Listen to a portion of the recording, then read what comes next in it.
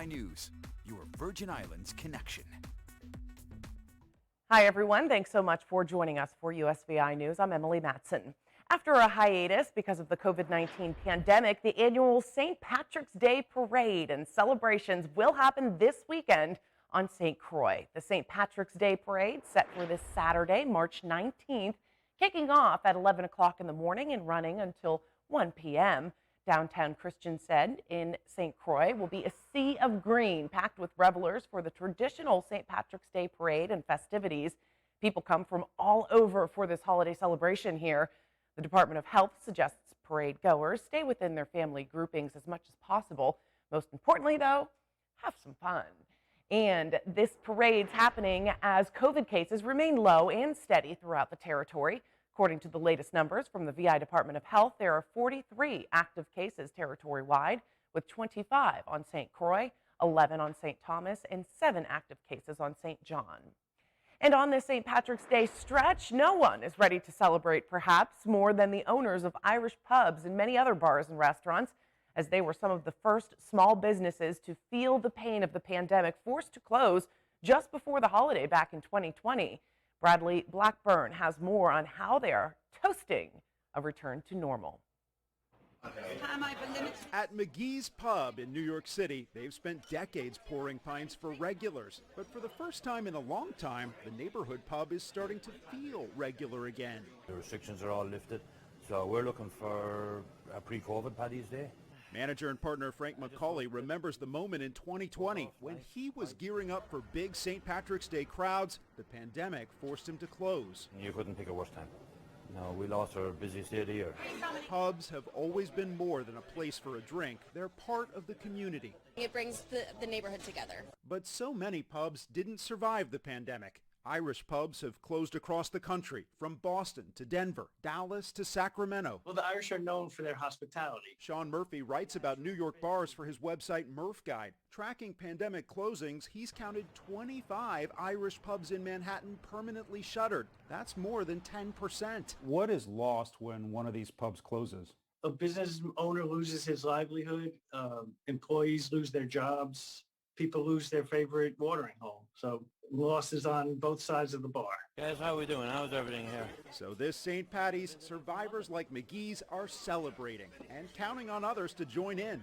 Getting back to doing what we do, running a pub. It's taken more than the luck of the Irish to make it.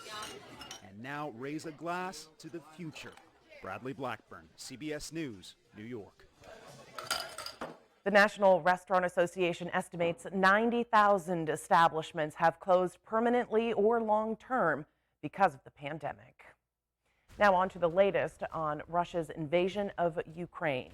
Russia's attacks on Ukraine have intensified with airstrikes in many areas targeting apartments, civilian businesses, and hospitals, adding to the urgency of so many trying to escape. With another attack on Kyiv, crumbling buildings right now litter the capital city as Russian airstrikes continue around the clock. In the battered city of Mariupol, the shelling continues even as they unload the wounded. Doctors at the hospitals treat the victims of war in one of the last hospitals still standing in the region. More than 3 million refugees have fled from the fighting. U.S. inflation is on the rise, and economic instability from the war in Ukraine is only creating higher costs here at home. The Federal Reserve is now taking action to try and bring inflation under control.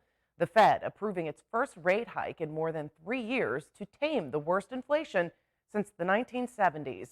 Here's a look at what higher interest rates could mean for your wallet. Whether it's groceries or used cars, consumer prices are accelerating at the fastest rate in 40 years. The Federal Reserve is attempting to tap the brakes on inflation by raising its key short-term interest rate 0.25%.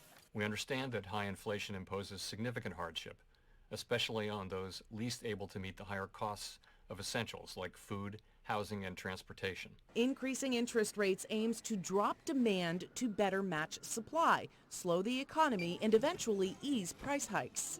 This one rate increase is not going to really change things, but it's about a rate cycle. Raising interest rates may fight inflation, but the move also makes borrowing money more expensive.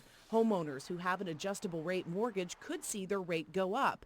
Auto loans, student loans, and interest on credit cards will also rise slightly. Conversely, if you're a saver, you may see a small increase in the amount of interest you earn on a savings, a checking, a money market, even a CD. So financial experts say the impact will be felt widely from credit cards to car loans. Getting loans, getting refinancing, getting your first mortgage is going to be a lot harder as these interest rates go higher. Here's a breakdown of what you can expect when it comes to credit cards. Experts say prepare to see your annual percentage rate rise. If you have, excessive credit card balances, you really want to try to address that and get that down as fast as possible. Also, again, home loans will be impacted. Experts say both long-term fixed and adjustable mortgage rates could likely climb. And finally, some private loans with a variable rate could also be impacted. Experts say now might be the best time to look into refinancing. One of Tesla's vehicles is getting a bit more pricey. The automaker's entry-level Model 3 now goes for just under $47,000. That's a 34% price hike from 3 years ago. The Model 3 made its debut back in 2016 and was the brand's least expensive car. Tesla CEO Elon Musk tweeted Sunday that inflation has caused the cost of raw materials and logistics to go up. Meanwhile, other electric vehicles, including the Chevrolet Bolt and the Nissan Leaf, have seen their prices go down since 2019. If you are planning to fly the friendly skies, plan to pay sky-high prices for your ticket, airlines are jacking up their prices. One reason, demand is through the roof. Another reason, fuel. As expensive as it is to fill up your gas tank in your vehicle, imagine filling up a 737 carrying 6,000 gallons of fuel. And as Pete Muntean reports, your ticket might not be the only way airlines try to pass off the cost to you. Spring break starts at the airport where people are flying more than ever since the start of the pandemic, and they are already paying more. Are these friends of yours? Yeah, this is my friend here. Delia Sharp of Michigan was about to treat herself for her birthday next month.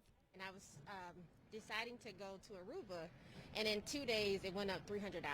That's a lot. And I miss the $300 less, so I decided not to go. Jet fuel has spiked to its highest level in more than 2 years. A CNN analysis of federal data found filling up a Boeing 737 has shot up $6,800 since the invasion of Ukraine and $13,000 in the last year. Delta, United, and JetBlue all say they will pass the cost on to consumers. If it became unreasonable, I think people would forego traveling. It would just depend on how much it would be and how bad you want to go somewhere. To conserve costs, airlines like Alaska and Southwest say they will slash some flights from schedules. But airline experts say do not be shocked if carriers get even more creative, charging more for things like Wi-Fi, food, or seat selections. If you're paying 75% more than you were a year ago to gas up your car, I think you can relate to the plight airlines are facing when they have to pump tens of thousands of gallons of fuel into every one of their planes to transport us. Experts think carriers could get away with charging more since so many people want to fly. American Airlines says demand for travel is at an all-time high. Now airlines will have to balance ticket prices or push more people towards staycations. I think this summer we could actually see a lot of people staying closer to home if these gas prices continue to increase. I think people will travel, but will they travel by air? It all depends on how much airfares go up.